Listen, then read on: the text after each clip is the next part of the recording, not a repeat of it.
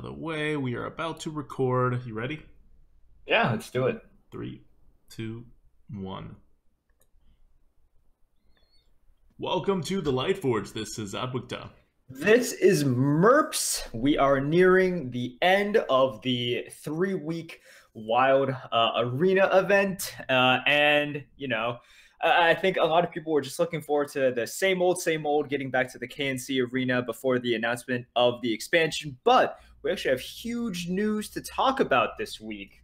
Because the biggest big news changes are coming. Yeah, the biggest news is 7.4, I'd say, or was it 7.5? Because this is 10.4. So I forgot what the earlier 7.1 was. That 7.1. 7.1. 7.4. I have no idea what that was. All right.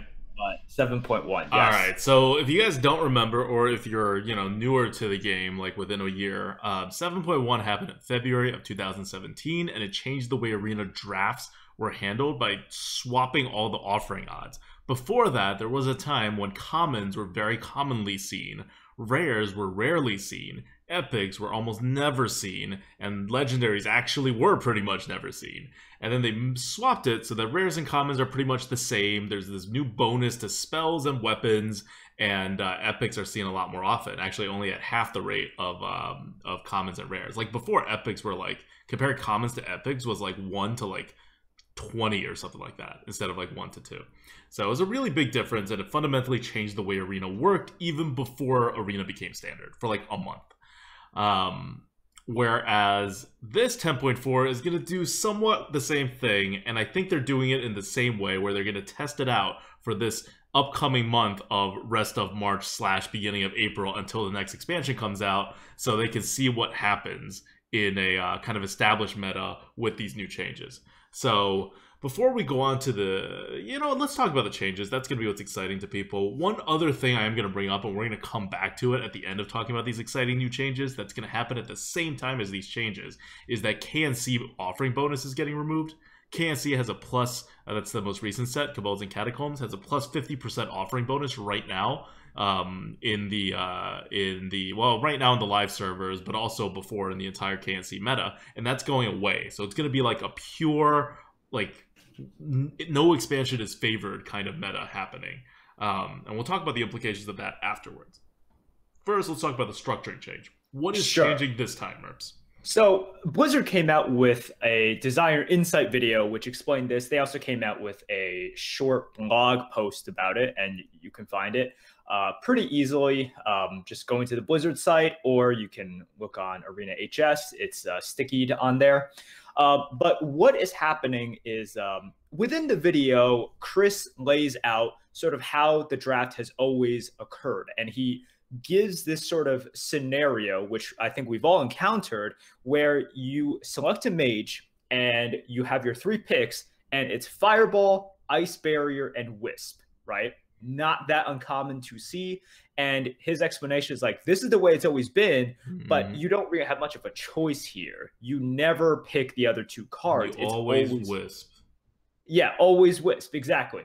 So what ends up happening is you don't really have much of a choice there. It's yes, you have 3 picks in front of you, but unless you are brand new to the game, you know that like there is really only 1 pick, and they want to move away from that. So what's going to happen from this point onwards is, instead of Fireball, Wisp, Ice Barrier in the video, they give, it's like, oh, here's like what's going to happen from now on. It's going to be Fireball, Lane Line, Manipulator, and Primordial Drake, just as an example. We don't even know if this is going to be sort of the pick that you actually see later on.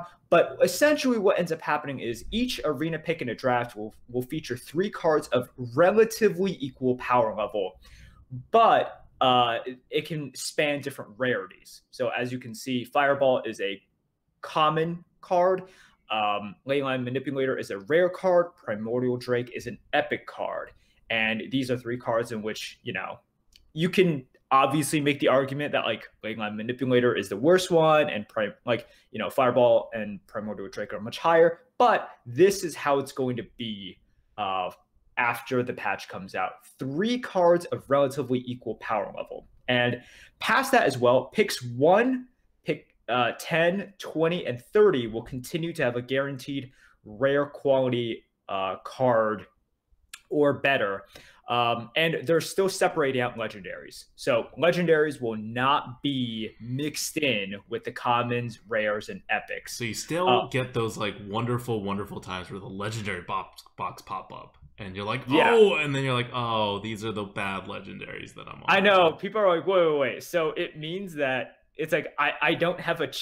It's like if you low roll on the legendary, it's really bad. Really bad because the bad legendaries are really bad. Right. They're like, wait, I'm gonna pick between like Millhouse. I'm gonna pick between like Nat Pagal. I'm gonna pick between Lord Walker Cho. It's gonna be like those choices altogether. And maybe who knows? Like we're not exactly sure how they'll implement it.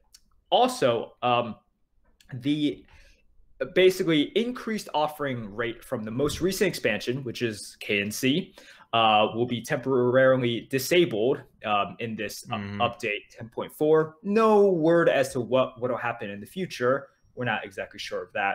Oh, you think there's a potential that the next expansion, when it comes, won't have an offering bonus at all?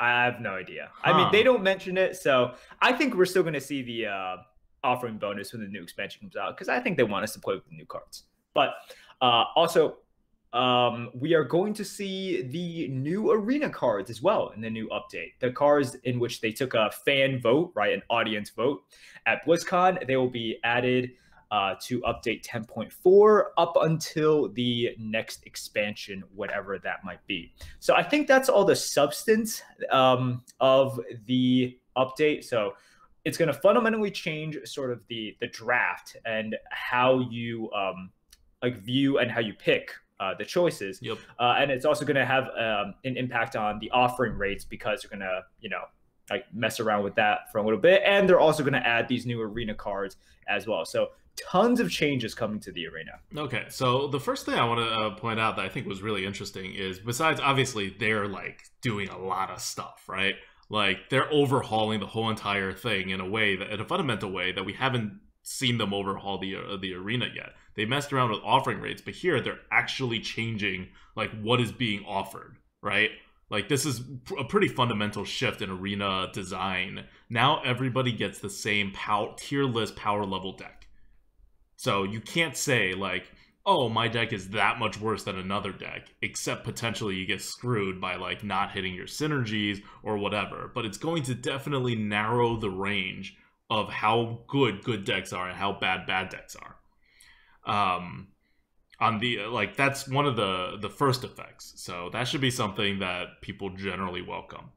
The second effect, and this is something that I think it's one level deeper, is I don't know which way this is going to lean, because it could lean into making people more confident at taking synergy picks, because synergy picks presumably are counted as slightly worse cards, right? Because, and again, this all depends on how Blizzard categorizes these cards. If they go by purely win rate, synergy picks are all amazing, because people generally pick the synergy picks after they already have the synergies in. Like, not as many people pick synergy picks in hopes of getting it, right? Like, if you have 5 elementals in a deck, maybe now's when you start taking all your elemental synergies. So their win rates are always higher than what it would be if you take a synergy pick on pick 1. Much higher than what it would be if you take a synergy pick in every single deck on pick 15, regardless of what the rest of your deck is. So depending on how sophisticated Blizzard is at ranking these cards, they could just say, oh look, the win rate on these cards are all similar, these are the similarly good cards, in which case nobody should ever take a synergy card, because they're all overrated. And presumably they don't want to do that, so they're probably also working into the algorithm how frequently each card actually gets picked.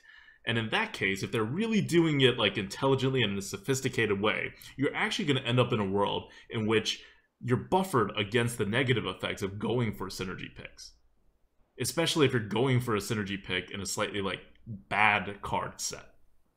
Because you know the rest of your deck is going to be okay, and you know that you're going to fall within the same band of tier lists as other players. So instead of saying like, oh, I need every edge I can get to beat out people with potentially better decks, you can sit there and say, well, look, I'm good enough to beat out people, like to beat out 90% of people with with decks similar value to my own. Going one pick off isn't going to make my deck dramatically worse, and I can still beat like 85% of those people, so it's not that big of a deal. And so I may be more incentivized to go for synergy picks, because guess what's going to happen on like pick 10 and 11, right? Like, I mean, not pick 10 or 11, wins 10, 11, 12. There's going to always be a lot of these ridiculous decks, and you might as well have one of those ridiculous decks so that you can compete on that level rather than just getting like to 8 wins and like being happy with your 8-win average for your deck. So it could go in a lot of different ways. It's really hard to predict because Blizzard does not tell you how they're rating these cards yet. And I don't know if they ever will. There's also something that I forgot to mention.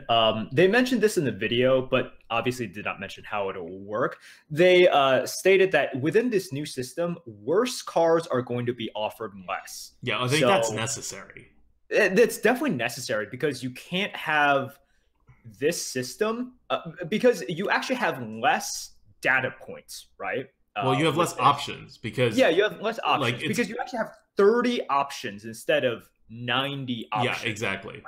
Exactly. In terms of value of card, right? In terms of tier list value of card, you have 30 options rather than 90. So in a normal set where you may take the highest value card usually, now you're taking the middle value card because that's the randomly generated value that starts your entire set. Right.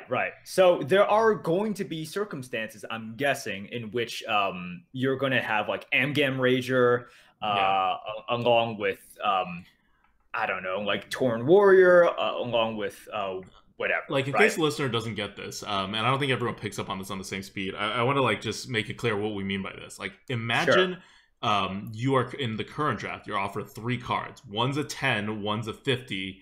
One's a 50, one's a 100, one's a 200. You would take the 200 rated card, right? And then in these picks, even though you had 2 bummers, you ended up with a 200 value pick, and your deck now averages 200 points of Lightforge tier list value, which is insanely good. In the new system, instead of these random offerings being offered to you, you'll first roll the number like 50, and then you'll get 3 cards that are tier list value 50. And you have to pick between them. So you need a 50. And then in your next pick, you'll get 100. And so you have 3 cards, tier list value roughly 100. And then in your third pick, you get a tier list value roughly 200. So now, rather than having 1 card in your deck that is ranked 200 of Lightforge tier list value, you will have 1 50 value card, 1 100 value card, and 1 200 value card. And your RNG so far has been exactly the same. Like, you haven't gotten more lucky in getting the 200s value card. You've had the same exact luck. So in the old drafting system, because you can wash away 2 of them. So you have 3 shots and 2 of them you like delete or wash away by not picking it. Yeah. So I want to just make that clear. That's why that if you just let the system naturally happen, all decks are going to get like a lot worse. So Blizzard's fighting that by making below average cards significantly worse. But then, you know, if you make below average cards significantly less likely to be offered, then the new median point for what the average card in a deck is even lower, right? And so you keep doing this, and eventually it feels to me like a whole lot of like it's going to be like a tiered offering rate stage, where there's just going to be like you have to like someone did the math on Reddit on this. You have to like really reduce the offering rates of bad cards by a lot to make up for this, which you know is true. When you're offering choices of 3, it starts scaling exponentially rather than linearly. And Blizzard has presumably tested this. They say they specifically said they've internally tested this and everybody loves it. And when people all love something, I presume that they mean they all have crazy decks and it's really fun and everything's overpowered, because it's normally what people like. So I have faith that this means that quality is going up, or it's going to remain about the same and it won't actually go down, and that they are aware of this issue, which is why they implemented the solution of having less picks that are offered that are lower quality. So I don't think there's a lot to be feared by that. Like, it sounds like an issue Blizzard's on top of.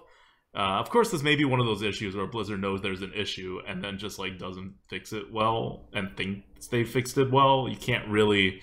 Right, like at this point, trust in Blizzard execution for Arena at least is probably at an all-time low, and every time they try to do something, it gets even lower.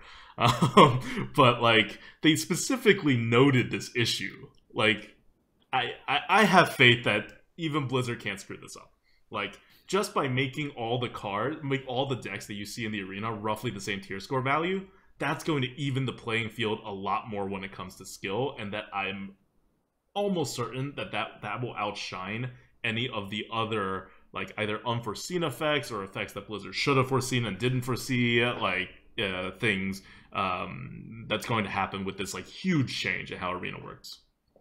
Yeah, so I think with this, I'm cautiously optimistic. So there are some things that I like, some things that I either don't like or I'm not really looking forward to. But I think overall, look, this is a positive.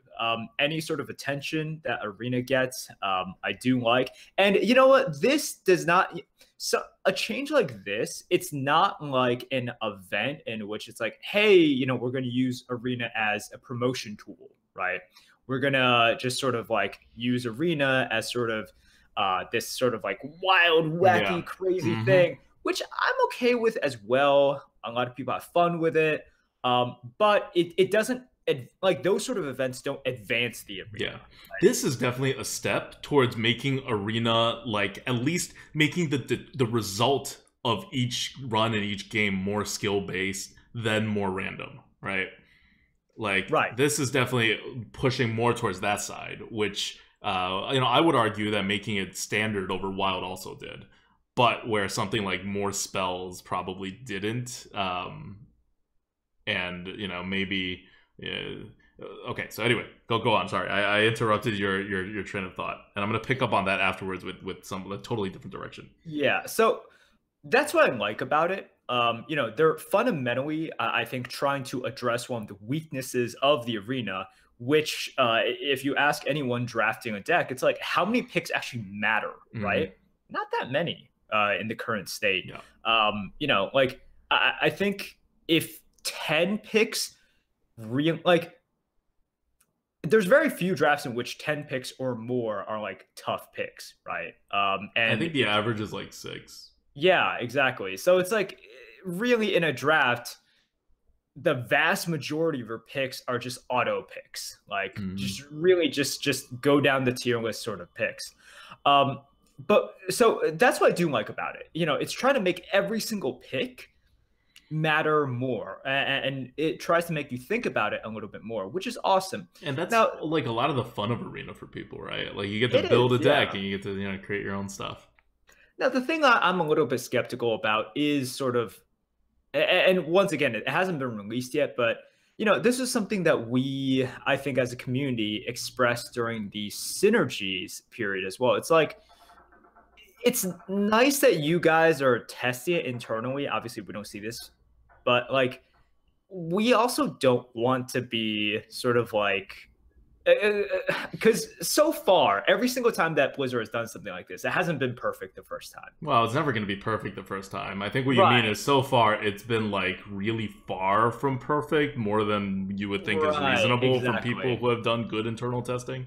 But, and look, it's easy to think about it in the terms of like an infinite Arena player who spends no money. But in reality, this is a mode in which people spend real money, right? A lot of people spend real money. Or like hard-earned gold, right? Like you grind constructed for so long to get your like 10 gold for every 3 wins and like your quests and whatever. And, you know, there's been times in the past where they release changes and it feels as though we're spending money / hard-earned gold in order to kind of beta test for them, right?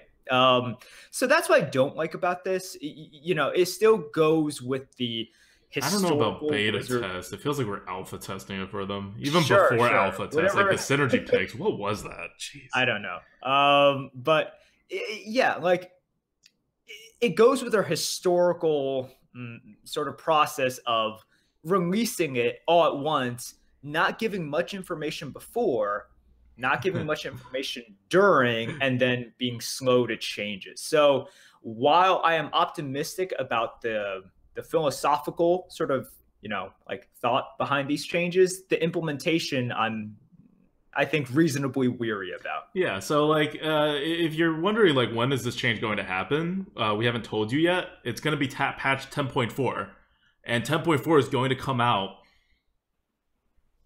sometime. I'm Sometime. guessing. No one knows. It's going to be hopefully soonish. I'm thinking it's going to definitely happen. It's not out yet. We can tell you that it's Sunday. It's not out yet.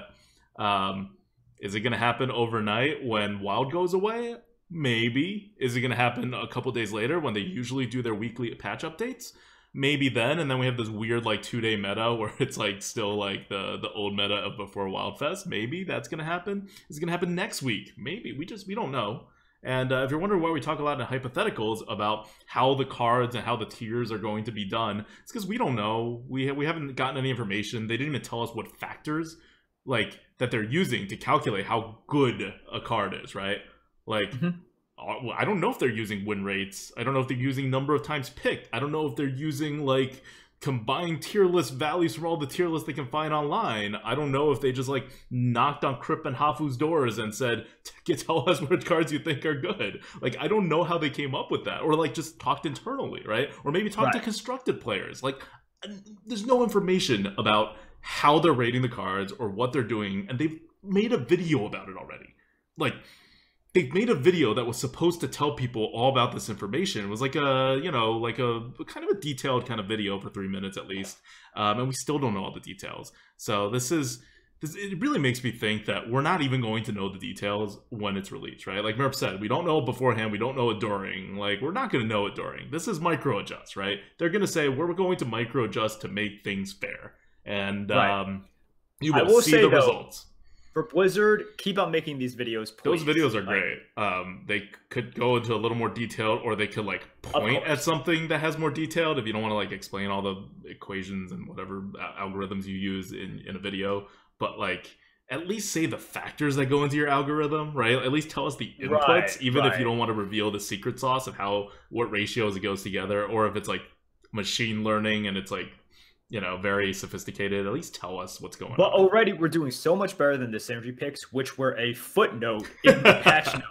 We had no idea it was coming, and then like, so already this is much better, much better. That was great.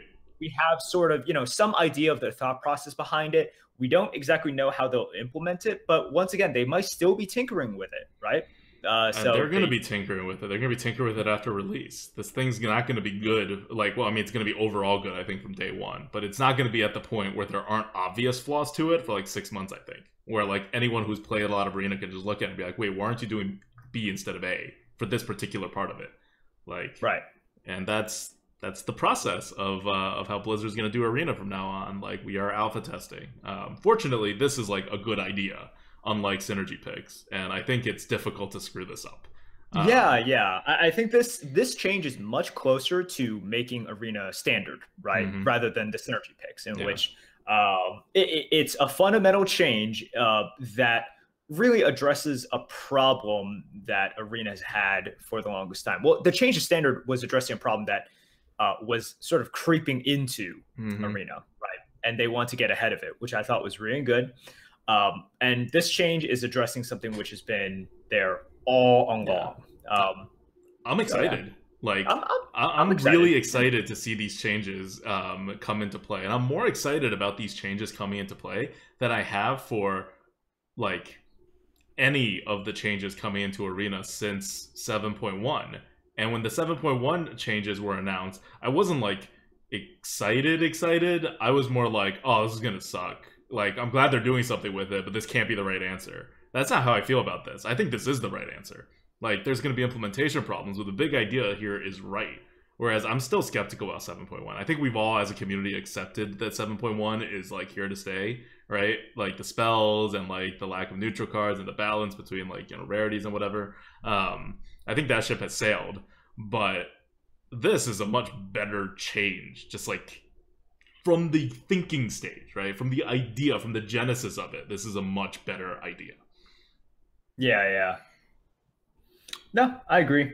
This is something that I'm pretty excited about. I think the general feel from the community is like cautious optimism, right? Really? I I think so. I was surprised because I thought the community's been really negative with it. Like, just reading posts on Reddit, at least, like, it sounds like most people, well, I think rightly are skeptical that Blizzard's gonna pull it off great the first try, but I don't even think they're, like, terribly excited about the idea. They're more, like, just fearful that it's gonna be Synergy Picks 2. I hear Synergy Picks 2.0 in terms of implementation a lot more than I hear about, wow, this is gonna, like, be really good for the arena, which is, I think, you have kind to of dig more in where we because stand.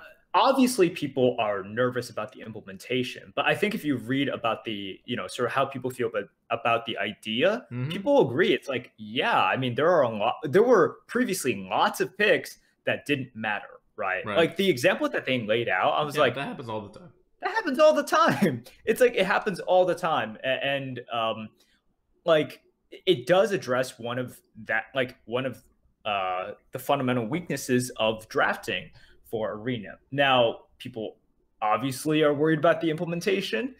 I am too. No, see, I'm not even But worried that much about it. What I'm saying is, and this is why I don't think the haters are like interpreting in the right degrees. It's hard to mess this up. Synergy picks, it's easy to mess up. Like, and I'm not saying synergy picks are a horrible idea in the sense of more synergies in the arena wouldn't necessarily been hard. I disagree with that direction, but like they could have done it in a good way. But it was like an easy to mess up thing, and they messed it up really, really, really badly. This is really hard to mess up. It's like Blizzard gave themselves a really difficult task and like tried to make it great, and it just like blew up in their faces. And now with this idea, they're like, easy difficulty, right? Like if Synergy Picks was like an 8 out of 10 star difficulty thing to implement, this is like a 2 out of 10 star difficulty. yeah, the thing I hear a lot is like, how are they going to like make sure the cards are the Yeah, same? Like, they don't have to make it exactly the doesn't same. matter. It doesn't really matter. Like, if it's within a decent range, Mm-hmm. right?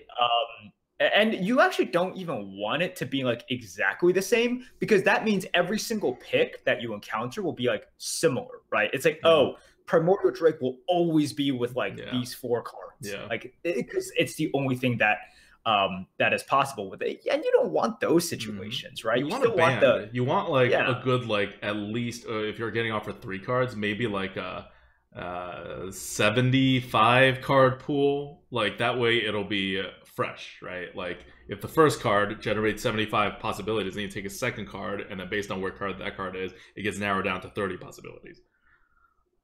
yeah. So like there should be a range, there will be a range, and this is why I'm also not as worried about sort of like, oh, how are they going to get the evaluations correct? Because just they don't have to. They don't Nope. have to in order to make this process successful. I do want to know what goes into it, like I do just to too. like know, because one of the things, okay, and there's 3 points I want to talk about here that we haven't addressed, and we're kind of just like spitballing here on like our feelings and our thoughts about it.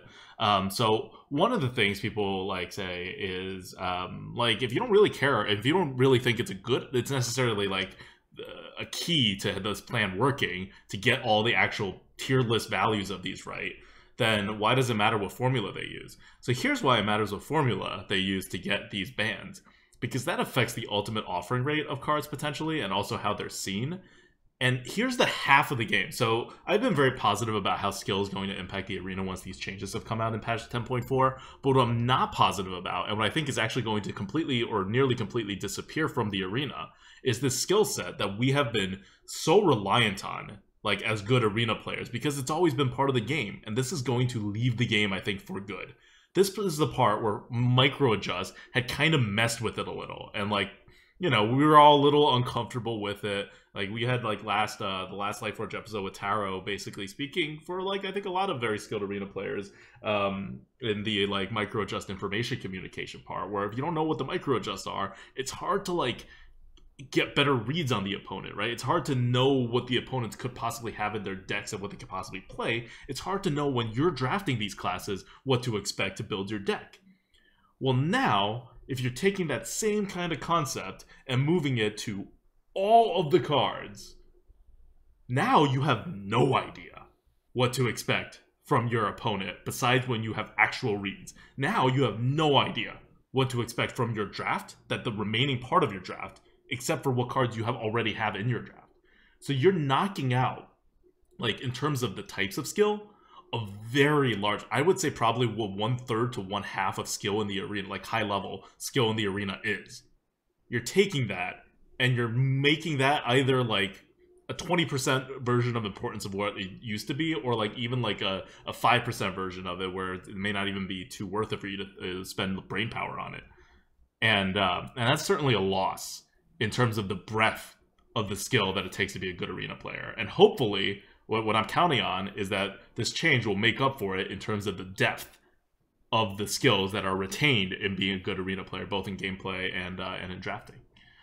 So that's a loss, and it's not a small loss, and it's not it may lose that. It's a definite loss, unless Blizzard actually like has an easy-ish to interpret way of showing these offering rates, which I can't imagine that they do, because they're going to algorithm it. And once you algorithm stuff, it gets, messy to even like show people. Right. All right. Yeah, we'll see how it goes. I think we should be seeing this soon-ish, because we are seeing the new arena cards with this update, right? And they've also revealed that the new cards, the new arena only cards, will only be here up until the new expansion, and they have to, want a decent period of time for people to play around with it. So it can't be too far off. Might even be this week. Who knows? I mean, I think it's going to be this week. I think it's more likely to be this week than anywhere else. But yeah. So the first point I wanted to make was that what's being lost in the arena in terms of skill set, that's real and that's definite. And we're just going to have to get comfortable with that, because that's not something that's like, they're not going to implement the system and go away from it in a month. That's gone. That's dead. Like, we need to move on from that as a community, like, immediately, and recognize its loss, because if you're playing the arena at a high level and you're trying to do that kind of things, one, it's going to get a little uncomfortable when you try to do it, and two, it's just not going to help you all that much anymore. So you have to really focus on the other parts of the skill, and if you're in the learning part, like, stop focusing on the parts where we're like, well, he probably has this card and not that card, based on what we know about offering odds. Like, that doesn't exist anymore after this. So the second point I want to make is the claim that drafting programs like Hearth Arena in particular will become either one, useless, or two, the most important thing in the world. And that's very interesting, like of a swing, right? Depending on who you talk to.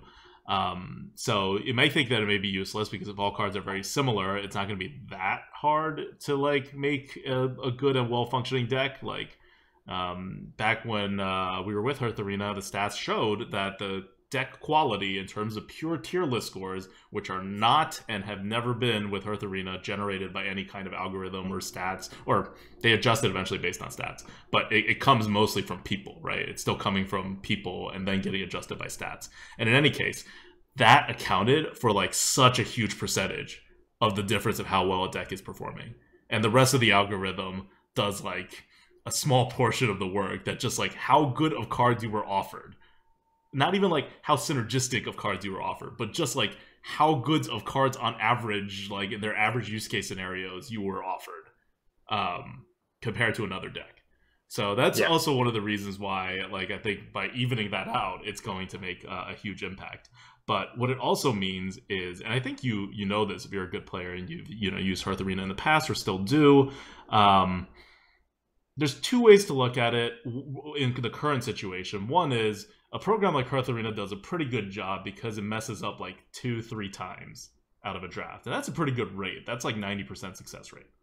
The other way to look at it is, well, there's only 6 picks that are actually up for grabs, and it's messing up 2 to 3 times. So it's presumably you would coin flip otherwise, and you would coin flip into 3 correct chances anyway if you're picking out of 2 reasonable choices.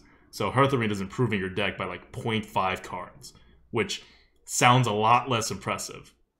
And as far as good players go, like experienced players, I think that's kind of the reality of where it's at. So when you take those 6 cards, you make that into 30 cards, the margin of usage and help that a program is going to give you is larger, because if Hearth Arena helps you 0.5 cards out of every six like contentious picks, now instead of 6 contentious picks there are 30, then Hearth Arena is 5 times better, like more useful compared to not using it if you have no idea what you're doing, right? Which is true.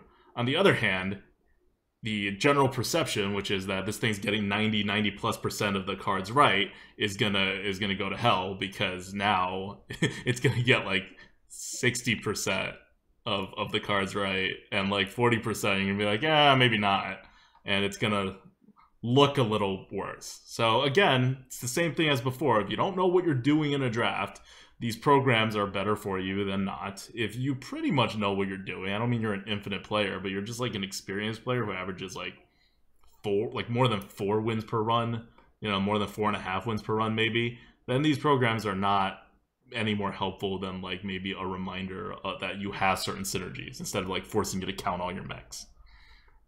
Yep. And yeah, so that's how it'll interact with that. So on one hand, I don't want to like downplay the impact of it, because now they're all contentious picks. But on the other hand, I don't think it's fundamentally changed things. And if anything, it'll probably make the programs look worse by just making it work harder. And finally, the last point that I want to make about patch 10.4 is this is one of those fundamental changes where it's going to be hard to know what the arena looks like afterwards. Like, even if we had the information that Blizzard hasn't given us, like how they're divvying up the cards and like what the penalty is for bad cards, it's hard because we've never been in anywhere similar to it before. If you remember back in 7.1, you can listen to the 3 Lightforges leading up to 7.1. We were really confident what the heck was going to happen in 7.1, how you should play in 7.1, where things are going to go. And then 7.1 happened, and we were right, and Merps got top 10 on the arena leaderboards, and it was just like, yeah, why? Because you told us what you were going to do, and this was going to be the result. This is what we do, right? Like, we're good at it. We're good at anticipating changes in meta when you tell us the rule changes. But this is a rule change that fundamentally destroys the structure of the decks that you see in the arena. So, on top of not knowing how this redistribution is, right? Like, maybe we're going to see 2-drops come back again. Like, that's the big thing that I'm going to keep going back to with this until we actually get this in place. As long as there's speculation, I think a very good speculation is that 2-drops are going back in play. Why? Because every time we looked at HS replay offering odds on every expansion that's offered like 1 neutral 2-drop and then like a bunch of other good cards or whatever, but just 1 neutral 2-drop, whether it's like, what is it right now? Right now the 2-drop's what? Play to Beetle. Play to Beetle, yeah. The win rates for these cards are insanely high for what they actually do. And they're insanely high because people recognize that at least a good portion of decks will benefit significantly from 2-drops. And this is even the case with a no 2-drop meta. This was much more the case beforehand, when you actually had metas which 2-drops were much more important, and then you just didn't get to see a lot more of those. And Blizzard is going to implement some kind of automated system. And the automated system is going to pick up on this. It's going to pick up on, well, the people who pick 2-drops win a lot more, or like these 2-drops all have pretty high win rates. And so they're going to think these cards are going to be better. Actually, no, now that I'm thinking about it, that may work against that. Because if these cards are all going to be better, they're going to be like next to your fireballs and stuff, and you're going to have to like really make these choices. Well, see, this is what I was going to say, because like you caught yourself at the end. I'm just like, we don't know how this is going to work, right? Like, it could be in the scenario in which they have other limitations on it, or because it's so high, they might sort of miscalculate, right? And it's like, hey, you want this play to Beetle, or you want that Primordial Drake over there? And you're just like, oh man, Beetle, you're good, but dude, there's no way I'm taking you over Primordial Drake. So if they do it strictly by win rate, we might see it like that, right? Yeah, I mean, not as good as Primordial Drake, but like I get the point. Yeah. Right.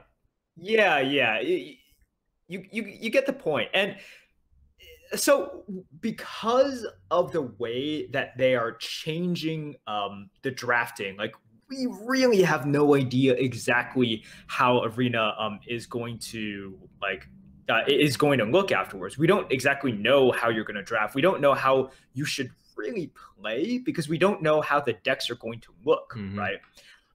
So yeah, this is something which philosophically I agree with, but I'm so just in the dark about what will actually happen to it. And we'll just see. This is something I'm looking forward to playing and looking forward to figuring it out. And I think this is also why you do see a lot of anxiety on Reddit, right? People are just like, whoa, like this is huge. This is so big, and we have no idea how it's going to be implemented. And it's the first time. I mean, I think this is literally the first time that you hear us say we have no idea about any kind of upcoming change, because we always have an opinion and we have a pretty good track record, because when we're given enough inputs, we will give you the output on how it affects the Arena meta. Here, we're just not given enough input, and the inputs we have been given basically say things are going to fundamentally change at a very, very deep level that they've never been changed before. So we're kind of, I don't think our speculations are I'm hoping we're adding intelligent thoughts, or like playing off of intelligent thoughts, and like maybe you can bounce your thoughts off of ours and we can think about it more, and it's interesting. But in terms of predictive power, I'm going to put this at like a low ebb. Yeah, do you have anything more to say about 10.4 before we move on to the KNC bonus being removed? Because I'm going to talk a little about that. No. Well, we should just talk about that. Okay, so the KNC bonus is also being removed. It's currently plus 50% offering rate to all KNC cards. That's going to go down. And, taking a step back, if you guys didn't know, the neutral, common, and rare, like all the neutral cards in classic and basic sets have always had like the neutral ones, not the classic ones. So not your fireballs, but like your raptors and your yetis. They've always had, since 7.1 was a thing, so for like a year now, they've always had their offering rates reduced by half. So it's a very major reduction. And from the video, it seems like that's being kept in place. So just another data point of something they have pretty much told us, because they wanted to keep the overall structure of the offering rates the same. Anyway, moving on. KNC bonus being removed. What's going to happen? Normally, again, we tell you exactly what's going to happen, but nothing we say here is going to matter that much, because this is happening at exactly the same time that 10.4 is happening with the huge structural changes. So I would say things like, for example, 2-drops are getting fewer because Wild goes away, but then you're going to add back a bit more 2-drops because KNC had very few 2-drops. So it's going to be like somewhere in the middle of that. But now, with this huge structural change at 10.4 coming through, I don't know if there's going to be more or less 2-drops, or if they're all going to be like a 2-drop offered every other pick, but they're all going to be against fireballs. And you're probably not going to pick 2-drops. Like one thing that'll probably happen is you're going to see less of the very top cards, and a lot of them are 3-drops, like Stoneskin Basilisk, Dragon Slayers, Lone Champs, Void Rippers. You're going to see fewer dragons, especially in Priest, because that was like a thing that's going to happen. And 5-drop slots are going to be a little less crowded, especially if you compare it to Wild, because there's a lot of good Wild 5-drops, and there's a lot of good KNC 5-drops. And before KNC, 5-drops were already doing okay. So 5-drops, since KNC started, including Wild, have always been a bit of a glut in almost every draft for every class. And Cube, Gloom Eater, Fungomancer, Green Jelly, they're all getting reduced. So it's going to look a little more normal on that side. So it's all my comments about the KNC bonus being removed. Like I said, we normally dedicate like a half hour to that, but it's just really not going to be all that important. No, it won't be. And because it's also happening at the same time as these other changes, the effect will be sort of washed away a little bit, because we have these seismic changes coming, and we have all the new cards. You want to talk about the new cards? Yeah, but before we do, and because we're running short on time, do you have a question from the GOAT? Question from the GOAT was basically just going to ask you what you because the expansion is also going to come out at some point, right? Yeah. And we've already seen Ben Brode and Blizzard sort of teasing in tweets and everything about like camping or like an expedition or something. Anyways, that's like my Warcraft lore sucks, and I don't know anything about Warcraft and anything, but they're obviously looking to announce it pretty soon, and we can also expect the expansion to come out in like a month and a half, right? Afterwards. So my question was just going to be like, sort of, what are you looking forward to in the new expansion? And it could just be a general, like, are you looking for like stronger cards for a certain class? Are you looking for a specific new mechanic? Like, what would you like to see? Okay, so it's the first set of this new like rotation, right? That's going to happen. We're going to kick out 3 of the older sets, and the new sets of that we've seen are what, like, it's Old Gods and then it's Ungoro, right? Those are the 2 like kick off a rotation kind of set since we've had the rotation system, and they all did not have terribly impactful mechanics. Like Ungoro had Adapt. I think that was the most creative like thing that they put in there. And they had like elementals, like nothing like too game changing, right? Like this is not where you're gonna see like Inspire. This is not where you're gonna see like Discover coming in for the first time. So I'm not expecting much. What I am happy about, and I think will hopefully happen, is a reintroduction of more 2-mana cards, whether they are like good 2 drops or just like 2 2s that do something else, right? Like I'm looking forward to a lot of that, because Ungoro was the last set that we had a lot of 2 drops in. And when it comes to kicking off a rotation, having some of those nice curve cards, I think has been looked at by Blizzard as being pretty important. And if you look at Old Gods had a really good curve.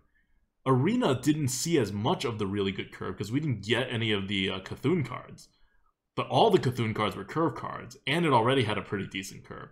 So we now have precedence of 2 very good curve kickoffs to the new rotation, and I think this one's going to follow suit, especially because we've had 2 kind of iffy sets in the last 2 releases when it comes to curve. So that's my prediction. Nice. I think sooner or later, Blizzard will come out with a mechanic that interacts with your opponent's unused mana.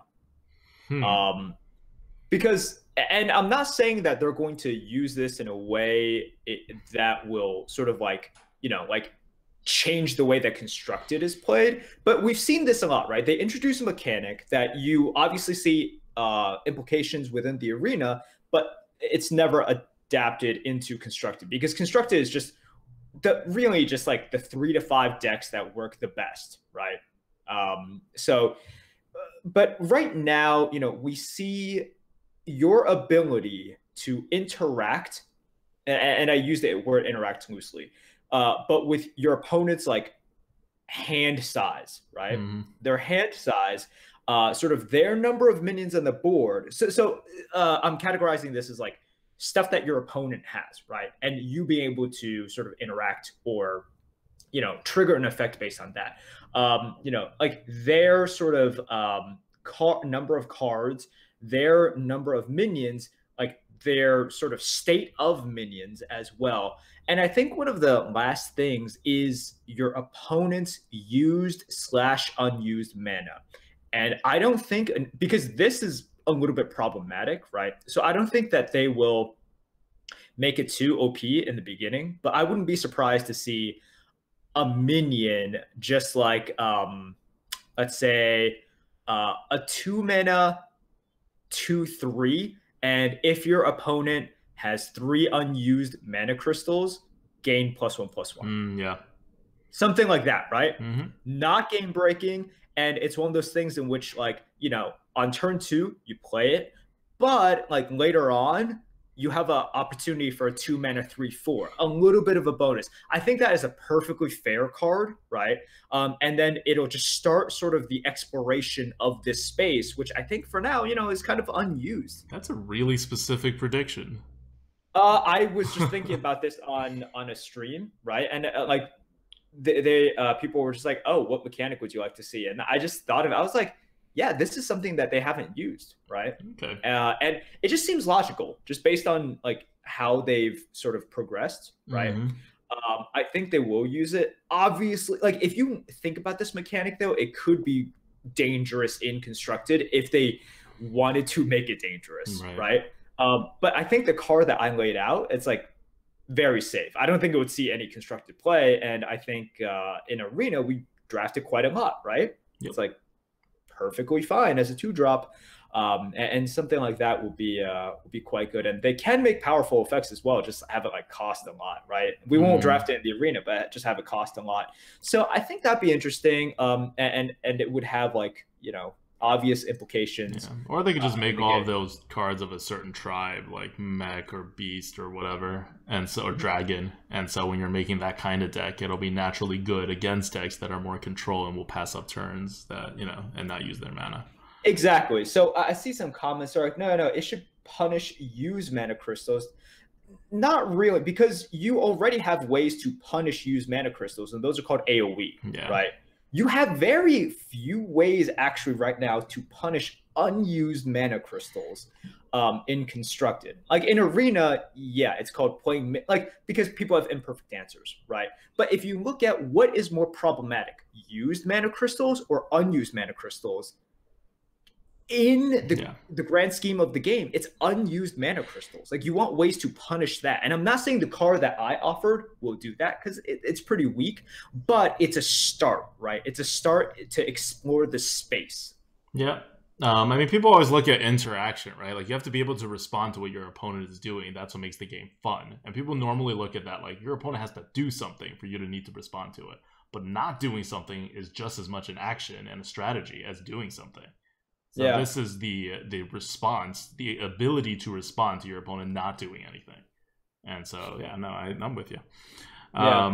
Question from the GOAT, brought to you by our patrons. Our patrons, which keep the lights on here at the Lightforge for the month of March. Huge shout out to our top patrons, 4P, Afro Ninja, TB, Ingo, Keeping It Loopy, Talon, Ugbog, Zaruvi, Andalok, Eric L, Kid Gloves, RV Night Train, and ShepX13. Thank you guys so much for your continued support. It means a lot to us. Okay, and I guess we'll close this pretty quickly with these new arena cards. I know people get like really excited about these new arena cards. I don't know if they're gonna have an offering rate or not, like offering rate increase or not. Like if this little test period is also going to be testing these new arena cards, but I think it's definitely something people are very excited about, and we will look at them now and kind of go over them. If you want, we have a Lightforge when these cards first came out, right around right after BlizzCon. It's whichever one was, and I really should have this information here. Can you look up while I'm talking? Just so our listeners have this, which Lightforge it was that we actually went over these cards one by one so we can point them to that number. It's the one right after BlizzCon. Oh, jeez. Okay. So these are the arena only cards, and I will go over these verbally right now one by one, and then we can talk about which ones will have the most impact. But I really don't want to go over because we've done this, right? Like, yeah, we could just say the same thing again, but we really should just point them to the correct podcast where we spent God, I don't know, more than half the podcast talking about it. So, all right, you know what? I'm gonna throw this to our Twitch chat right now, and if someone can get that would be greatly appreciated. Let's just talk. Yeah. Okay. All right. Way to delegate. I know exactly. Hand of Salvation is the Paladin card. It's a 1-mana secret. When your second minion dies in a turn, return it to life. It's a very, very interesting card, and we'll get to it. 5 is Polymorph ? Choose a minion. Discover a new minion to transform it into. Less good of a card. Less useful. The flexibility makes the cost fairly high. Yeah, right? Because you think about what you're gonna do. You're gonna transform one of your minions, say maybe a 2/2 into something potentially big, but you're discovering random minions. Is that really worth 5 mana? No. you can remove one of your opponent's minions and make it like small, but like how small can you really make it? And is that worth 5 mana? No, that's like polymorph boar levels, right? Like, I don't know. I'm not very optimistic about this card being not even good, but like better than like bad. Like it's just straight up bad. Yeah, it's too RNG, and also it just costs a little bit too much. If it was 4, I think it would like still be bad. Still be bad, but I could stomach it, right? Like I can definitely stomach it. Yeah, it should be like 3. Like Okay. that's what it should be to make it actually a good card. 2, Deadeye. Sorry, not 2. Hunter, Deadeye. For 2 mana. For the rest of the game, your hero power can target minions. It's a very basic card. This is like Shadow, whatever. What's the priest card? Shadow form? Shadow form, yeah. It's like Shadow form for 1 less mana. Shadow form is not very good, but it's kind of playable. So this will be also not very good, but even more playable because it's 1 mana less. 1 mana less, and also you're replacing. Like it's also about the hero power that you quote replace, right? Like, priest has a lot of synergy with their heals and everything, so you kind of want that heal. Like you're losing a lot more by transforming your hero power. That's true. Whereas Deadeye, you can still target their face if you want. Like yeah, you haven't lost your Hunter hero power. All right. Thank you to This is the O3 Police and Tarot. It is 118. For full discussions of these cards, go to episode 118 of the Lightforge. Okay. So next is Nature's Champion. Nature's Champion. And also in that episode, we talk about the cards people didn't vote for too a little. So it's a really good, like you should go listen to that episode too after this. It's a good like way to get into these new cards. Anyway, Druid card is Nature's Champion. 3 mana, return a friendly minion to your hand and give it +5/+5. I'm it's just kind of not very good. Yeah, I mean, typically so the only way in order to get like true value out of this is to hit into something and have your like, have it be stuck at 1 health, right? Yeah, and or make it a really big battle cry minion. Like think of like meet my little friend or my big friend or whatever that card is, big time racketeer. I mean, you want to play it on like a doppelgangster. Like that's what you really okay, that works too. Right. Yeah, exactly. I mean, that's what you really want to play it on. But the thing is, like, this is just not really what Druid needs, right? Like, if you look at what Druid does, this kind of like it certainly doesn't shore up any weakness for the Druid, in which for really good cards, that's what you're kind of looking at, right? Yeah, ignore really good cards. This is like bad. This is like definitely below median. Yeah, I mean, look, I think it's okay. I think it's certainly draftable. Like card advantage wise, it's worse than an Arcane Intellect. Tempo wise, it's worse than an Arcane Intellect. It just has a little bit of combo opportunities, but it's not even like the best combo opportunities. You're still spending 3 mana to like it's like if you're taking a card back from the board, you're already losing tempo, right? You don't want to spend 3 mana to lose even more tempo. This is like building on things you don't want to do on the same turn. Yeah. So the thing about this card is, yes, you give it +5/+5, but you are paying mana to take stats off the board, and the stats that you bring onto the board, unless it has charge, it never has initiative, right? So you're actually taking initiative away from the board. So yeah, it's and spending mana. Like it's not arena or like good. It's not even arena medium. It's arena bad. It's interesting though, and there could be synergies for it. I don't think it's terrible. I think you think it's worse than I do. I don't think it's good, but meh. I mean, we'll see. So we don't have the tier list scores for these yet. Tier lists will come up whenever they actually update the patch. We don't have them handy, but this card is not going to do well. I can tell you right now. Blazing Longsword. 3. That's a warrior card. It's a weapon, so warriors are getting even more weapons. Fun. 3 mana, 2/3 weapon. Also damages minion next to whomever your hero attacks. We've seen this before on things like Cave Hydra and stuff, and it's like, This is so good. Yeah, okay, so let me start by saying Cave Hydra was not as good as people predicted. I predicted it was not going to be that good, and I think I am correct on that. As experience from people have proven, like, it's an okay card, Cave Hydra, but people, like, there's enough people, and I think I eventually got you around to this thinking before the expansion came out, but I think a lot of people pre-expansion coming out had predicted that card to be like a premium card, and it's just, it was never going to be, because you could just remove it, and you can take any targets that it would hit and trade into other stuff too. Like, it would just never get all that much value. Blazing Longsword doesn't have that issue, because you can't remove it. Blazing Longsword is just in your hand. One, it has charge. So it first just deals the damage however you want to deal it. And then afterwards, your opponent still can't really remove it.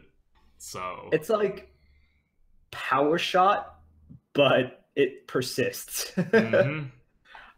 It's really good. This is a card that once again, contrasting it with like Nature's Champion, not only does Blazing Longsword have just inherent value, right? It's good. It fills in sort of it fills a role that Warriors had a bit of trouble with, right? Like 2 damage AoE. I never worried about 2 damage AoE for Warrior. Mm-hmm.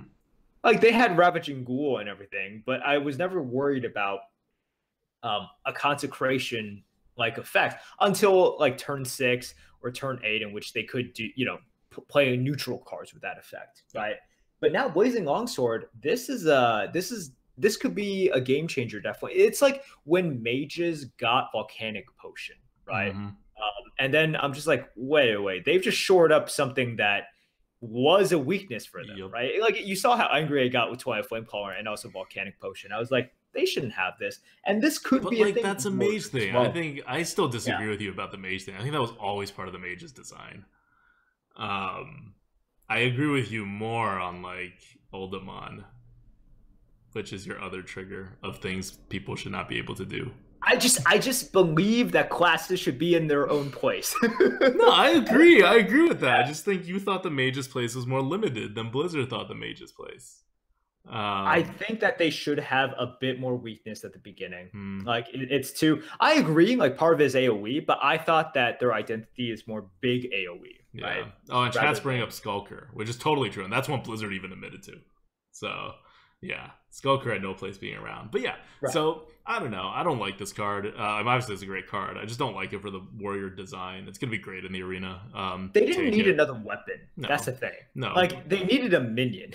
Yeah, but like also with what you're saying, right? Like, stay in your own lane, Warrior. This is not your lane. What are you doing? Yeah. Okay. Bottled Madness is the card for Warlock. It is 0 mana. It replaces your entire hand with random demons. I can tell you the score for this one. It's 0. Don't pick this one. It can't be 0. It's 0. It can't be 0. It's 0. It can't be 0. It loses a card. Demons are not terrible. You're replacing your cards that you have drafted. Yeah. You are, but like I don't know if it's a 0. It's gonna be a 0. I'll tell you this right now. The algorithm's gonna spit out a number below a 0, and we're gonna call it a 0. We'll see. So what do you mean we'll see? You can't tell. Like, you can't realistically have experiences that can differentiate a 30 rated card from like a negative 20 rated card. Because I was actually looking at demons, and I was like, wow, there's quite a few with good effects. There's also a lot with bad ones, and you're replacing cards in your hand, which are already like cards that you've drafted. Yeah, you are, but there are like. You have like a 50% chance for any card to be like pretty freaking good. I mean, or it could be really bad too. There's a lot of really bad demons. Oh yeah, sure, there are, but the good ones are like really good. All right, really good. So we'll see. But okay. Yeah, this is one in which I probably agreed with you like a week ago, and then I looked at the demons like. Basically 30 minutes ago, I'm like, okay, I could see this. Like this works for you? Well, I'm not gonna like pick it all the time, but I don't think it's a 0. It still costs you a card. Your demons have to be really good to make up for the cost of a card. That's also why it's not good, but I don't think it's 0 bad. Yeah. All right. So just for reference, guys, we're basically arguing if it's like a 0 or if it's like a 30. a There's no way it's a 50. yeah, yeah. All right. Okay. Crackling Doom, the Shaman card. It is also 0 mana, but it overloads for 10. So before you get too happy with it. But keep in mind that overloading for 10 doesn't actually overload for 10 if you play it before turn 9. It overloads your next turn, but overloading for 10 does matter for Snow Fury Giant. Oh yeah, it does. But you're probably not going to pull off that combo. But what it also does is it makes other overload cards like free, right? Like if you play this card and then you play a bunch of other cards that also overload, like say maybe a 4 mana 7/7, the overload had no effect because you have no mana the next turn anyway. Anyway, what the card does is it deals 12 damage to all minions. So it's basically a Twisting Nether that costs 2 more mana, but that's on the next turn, and any card that overloads that's not like a removal or something like synergizes with this, and you get your minions on the board with initiative. Right, and it's not exactly like 12 damage. Just sometimes it's enough, sometimes it's not enough, right? Okay, it's enough like 99.9% of the time. Not that high. Like it's what are you facing? Like just Ysera's all over the place. It doesn't save you all the time, but like still, no. I understand what you mean, and I do agree. So I think this card is like brokenly good. This card is brokenly good. Brokenly good. Like I don't know why they gave people a choice like this. I understand why people in the audience picked it. That I totally get. All right, they want to see the Clown Fiestas. Also, like if they pick this, their immediate thought is like, I don't want to play Arena after this comes out. But no, this is like insanely brokenly good. Like it's I don't know. And I think other people have this idea as well. Like I remember, Crip came out with a video, and as for this card, he's like, yeah, this might break the Arena. We'll have to see. I mean, it's kind of like okay. Twisting Nether's right now at 208 in the Arena. It's gonna go down a little bit because we upgraded the algorithm a little when it comes to double-sided. Well, just board clears in general, they go really high. But still, that's an insanely high amount, and that's Twisting Nether. That's 8 mana like up front, right? This is potentially 10 mana, probably not really 10 mana, and you get to set up. So basically, it's like if all the cards you play the next turn get charged. Like that's crazy. Okay. Rogue card, pretty interesting. 1 mana Smoke Bomb. It says give your minion stealth until your next turn. Draw a card. No. You are wrong. And I'm going to tell you this right now, and it won't matter because you will still forget this. Okay? But are you listening? Tell me you're listening. I'm listening. Give a minion stealth. Oh, you could get over taunts. You could get if you play aggro rogue, you can eliminate their taunt for your turn by giving it stealth. Yes. So there's a guy, he's like, your mother's a Murloc, and you're like, now no one can see you anymore, and your minions are like, oh, I really wanted to kill him, but now I can focus again. Exactly. Or they play the Bog Creeper, they play their Sleepy Dragon, and then you just like get rid of it for a turn. That's it. Wow. That's okay. So I thought this was a great card. Like, just to, start. It's a 1 mana card. It triggers all your combos. It cycles itself. That's already pretty good. And then it also gives a minion stealth, so, their opponent can't remove it. And you can give a minion that has recurring effect stealth, and then that minion can sometimes become just absolutely ridiculous, even if it just lasts on the board for 1 more turn. But now you can also get lethal with it. Like, wow. It's so good. This may be better than Crackling Doom. No. Okay, no. I don't know, because, okay, here's the downside with Crackling Doom, right? Your opponent knows you can't do anything the next turn. So your opponent can literally just, like, set up stuff that makes your board awkward, and you can't do anything about that. And then your opponent can play with absolute knowledge. Like, that's pretty powerful. Yeah, you know what else is pretty powerful? Crackling Doom. All right. Yeah. Okay, we'll see. You know what? I think Smoke Bomb. I'm gonna make a bold prediction that I think Smoke Bomb will be more powerful than Crackling Doom. Okay, I will say if for some wacky reason you like end up pitching Smoke Bomb over Crackling Doom, that's no. Like I'm done. No, there's no way. Crackling Doom is like brokenly good. Smoke Bomb is really good. I would say Smoke Bomb is like It's one mana. It cycles really itself. good. It combos with Yeah, like combos and like a whole bunch of other cards that permanent effects. it is. It is really good. Look, we're arguing about like probably like I don't know, like 250 versus like a 190 card or something. Yeah. I don't know, right? So okay. I mean, yeah. I mean, Crackling Doom is really good. And also, like, if things start getting like a little iffy, you like Crackling Doom, right? And then like you're good. Like you've made sure you don't die. Like Crackling Doom is insane too. I don't know if Smoke Bomb's actually gonna be like, but I'm just saying they're kind of in the same tier in my book. Okay. Finally, last card. Well, not the last card because we skipped the Paladin card kind of because I want to talk about it at the very end. But Generous Spirit is the Priest card. It is 2 mana. It says choose a friendly minion, give it to your opponent, and then draw 3 cards. So normally it will take 5 mana to draw 3 cards. Here, you're saving 3 mana by giving your opponent one of your minions. Mathematically, this works out if you give your opponent like a neutral 2/2 or something worse than that.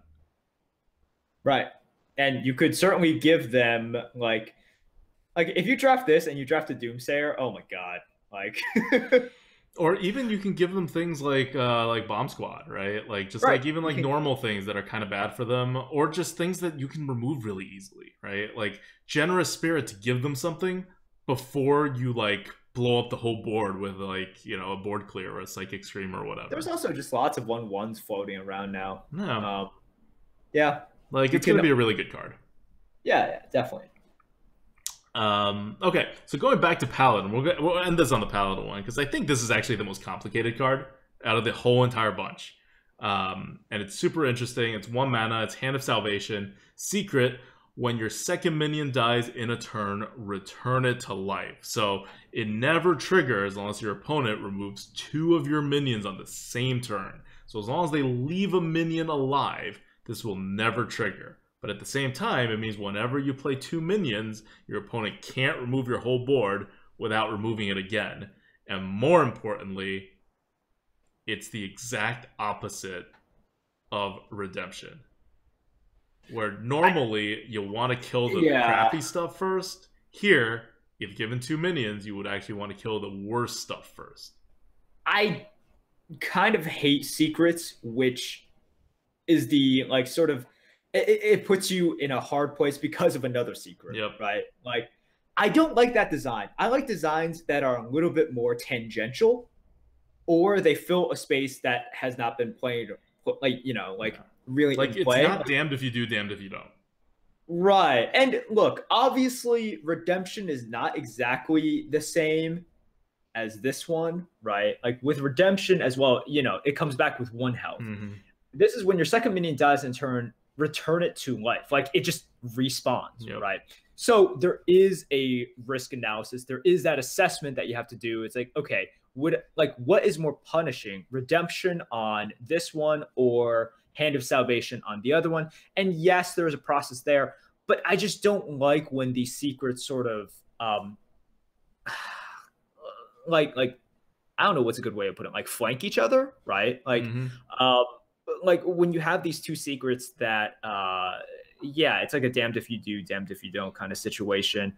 I much rather see sort of secrets in which it's like this one procs off of a spell, that one procs off of a minion, this one procs so you off get of to test them and you get to figure out which one you punish more by. No, I get what you're saying. And I know I pitched damned if you do, damned if you don't, but there's really one solution to this. Yeah. Like, you go face. You're not damned at all. Yeah. I mean, that is true, but then that's one of the dangers, right? It's like, oh, you just go face versus a paladin. What could go wrong? Yeah, perfectly good solution. So you are fine if you have a read that they don't have a buff, or you don't care if they buff. And also, you can just kill 1 minion, right? Like, if let's say you're killing the small minion first and you're saving their big minion to kill second because you're playing around Redemption, well, then you just don't kill the second minion if the Redemption doesn't trigger, and you're like, oh, that's probably Hand of Salvation. Now, once you know it's Hand of Salvation, or once you suspect it's Hand of Salvation, and once you know it's not Repentance, then you can go ahead and kill the like bigger minion first. But this is going to cost you a turn. They're going to have a minion on the board. Like Hand of Salvation as a 1-mana card, if you are doing that, has already done its job. Yeah. So it's definitely a very interesting, potentially powerful card, and it makes redemption better as a card, which is fine because redemption is not that like amazing of a card right now. So it's not like it's gonna make redemption broken. Very interesting card. All right, well, that's our card good bad. These are all the new cards that are coming. We're not going to talk about these again until they're actually in the arena. And we're probably not going to talk about them too much in depth after this. Again, it was what, episode 118? Am I remembering the number wrong? Yeah, 118. Episode 118, we talk more about these cards as well as the other cards pitched by Blizzard that the players at BlizzCon did not vote into the arena. So that was like an event that happened at BlizzCon. And you get to vote for which ones eventually go in the arena for a short term. Remember, these are going to be in with patch 10.4, and they're going to be out when the next expansion comes out. So temporary arena cards. Yeah. I think that's it. I think we covered a whole lot of ground in this episode. Cool. Hopefully we'll be talking about the brand new shiny arena in the next podcast. But we do know that by the time you guys hear this on YouTube or through, like iTunes or whatever, Wild Arena will be gone and we'll be back to KNC. Back to KNC. All right. Well, until then, and next time, this is Adwicta. This is Merps. See you guys. All right. Hunt.